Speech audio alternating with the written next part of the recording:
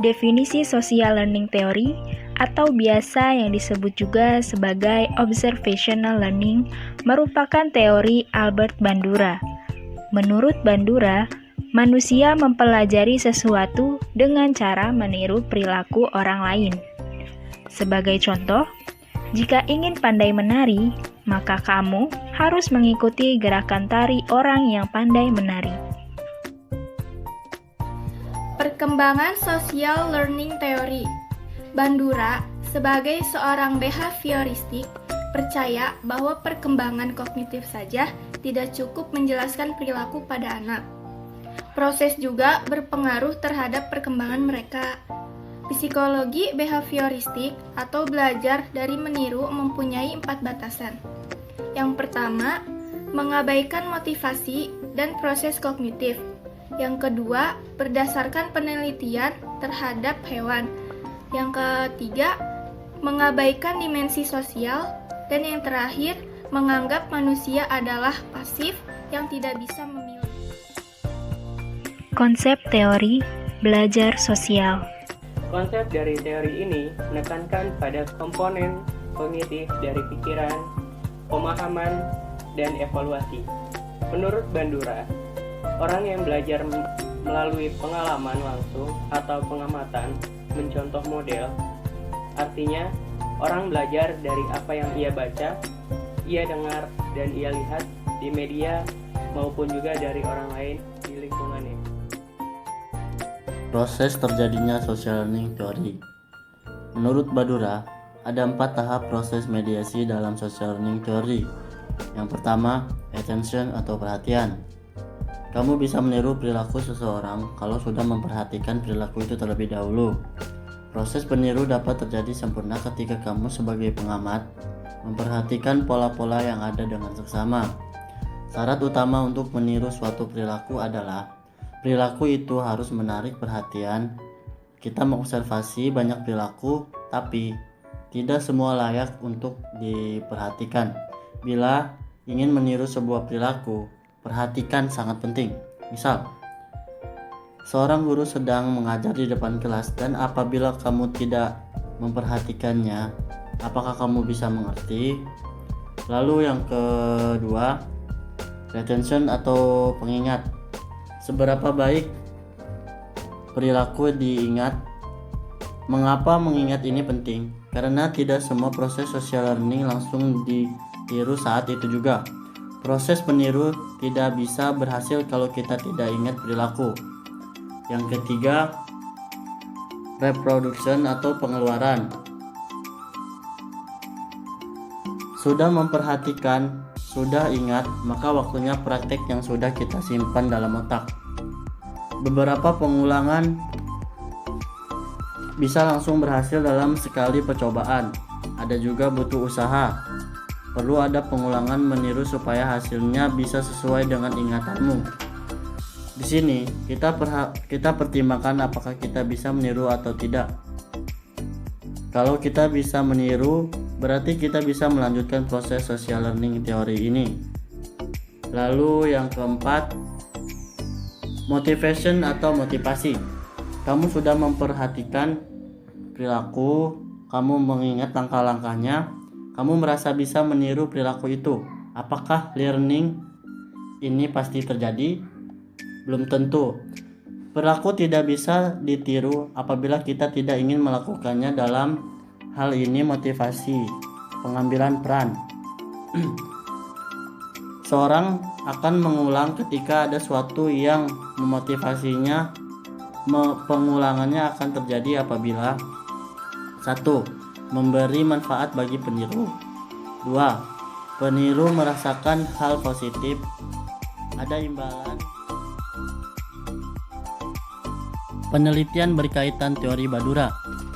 Social learning theory pernah diteliti oleh Bandura, Ross, dan Ross pada tahun 1961. Tujuan penelitian itu adalah A. Pengaruh mengobservasi perilaku agresif terhadap kecenderungan meniru. B. Pengaruh mengetahui manfaat meniru perilaku terhadap kecenderungan meniru. Subjek: 40 anak laki-laki dan 40 anak perempuan. Umur rata-rata 4 tahun 3 bulan. 80 anak ini kemudian dibagi menjadi 4 kelompok. Kelompok reward agresif selanjutnya kita sebut kelompok A. Kelompok punishment agresif selanjutnya kita sebut kelompok B. Kelompok kontrol non agresif selanjutnya kita sebut kelompok C.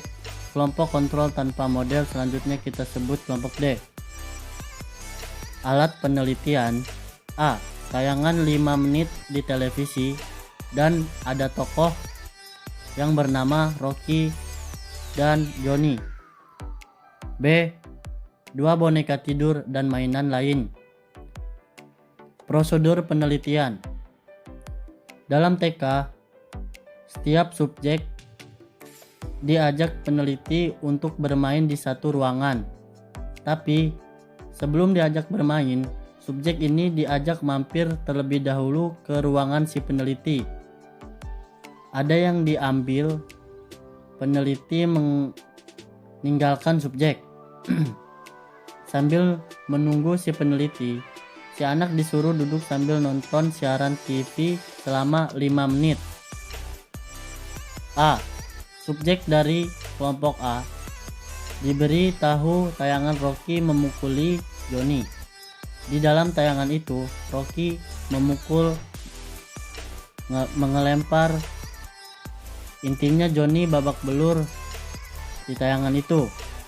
Di akhir tayangan, tokoh Rocky mendapat kue dan susu sebagai reward. B.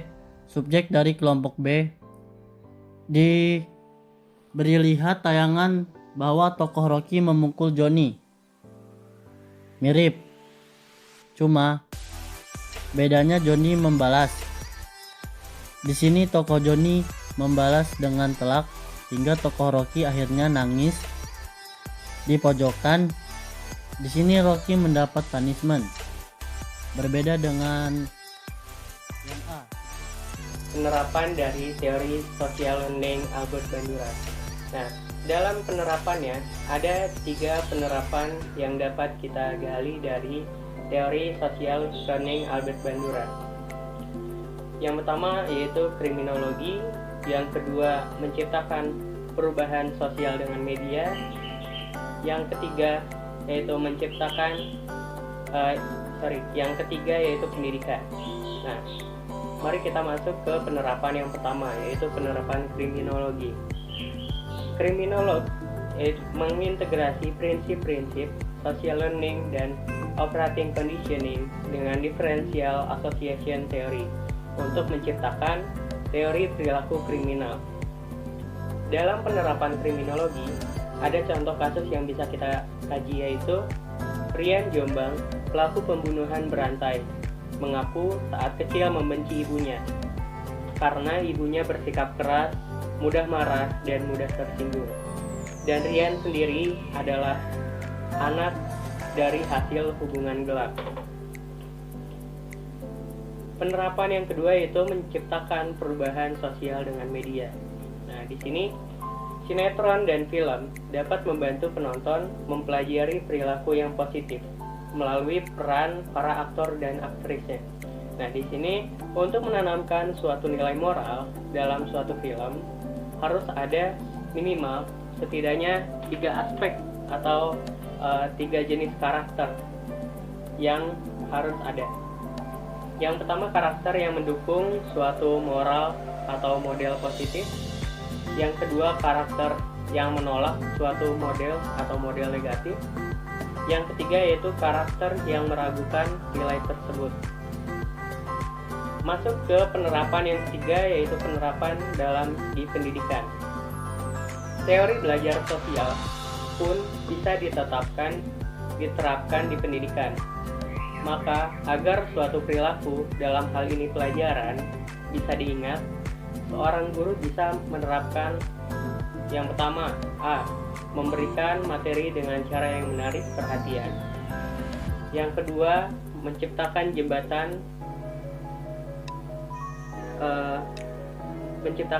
jembatan dalam segi pembelajaran agar pembelajaran mudah diingat. Yang ketiga, memberikan latihan agar siswa dapat mengulang. Yang keempat, mengingatkan manfaat pelajaran dalam kehidupan. Selanjutnya kita akan membahas tentang lingkungan, bagaimana seseorang anak tumbuh dalam lingkungan yang menyebabkan individu yang menjadi lebih egois, sulit mengontrol emosi.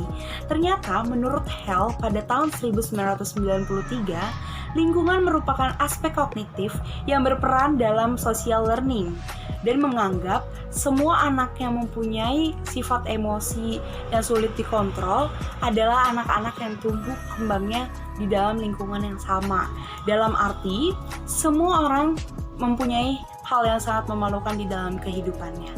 Tetapi, seseorang anak atau individu yang tumbuh dan menganggap bahwa pengalaman memalukan dalam hidupnya itu adalah dalam sisi yang negatif. Sehingga anak ini atau mereka tidak dapat membedakan pengalaman mana yang dapat memberikan reward dan tidak memberikan reward. Artinya, anak ini sudah melihat situasi tersebut menggunakan sisi negatif, dan anak tersebut bisa mengalami frustasi, depresi di masa depan, dan mungkin dia akan melampiaskan frustasi ini secara agresif. Nah, berikut adalah contoh-contoh kasus yang merupakan kasus-kasus kekerasan yang terjadi pada anak. Kasus yang pertama terjadi pada Rian Jombang. Pelaku pembunuhan berantai mengaku saat kecil membenci ibunya. Ibunya bersikap keras, mudah marah, dan mudah tersinggung. Dan Rian tersendiri lahir berasal dari hubungan gelap. Ini adalah salah satu contoh kasus yang akan kami share. Dan yang kedua ada Babe Baekuni, merupakan pelaku pelecehan seksual dan pembunuhan berantai, mengaku pada saat kecil sering dihina orang tuanya sendiri dan mengalami kekerasan seksual, sehingga lingkungan inilah yang menyebabkan dia tumbuh menjadi seseorang yang seperti ini. Yang ketiga, ada Ed Gein. Dia dipermalukan ternyata saat kecil dan sering menjadi korban kekerasan. Gein dikekang oleh ibunya dan tidak dianggap anak oleh ayahnya dan sering dipukuli. Nah, prinsip-prinsip social learning diterapkan untuk mempelajari kekerasan di media. Lalu bagaimana imbalan positif dan tidak adanya hukuman untuk perilaku agresif ini. Banyak peneliti yang mengungkapkan bahwa kolerasi signifikan antara lain melihat kekerasan di media dengan perilaku agresif di dunia nyata, termasuk pada TV, YouTube, game, dan lain sebagainya. Selain itu, penerapan kategori social learning theory, jika sebuah film mengandung adegan kekerasan atau seksual, maka film tersebut diberi kategori dewasa. Dengan harapannya seperti ini, seseorang dewasa telah bertanggung jawab dan mampu memilah-milih perilaku baik dan buruk, sehingga adegan-adegan kekerasan atau seksual ini yang terjadi di game atau film tidak ditiru. Kalau tidak ada proses kategori, tentu saja film beradegan kekerasan ini mampu memilah-milih baik dan buruknya.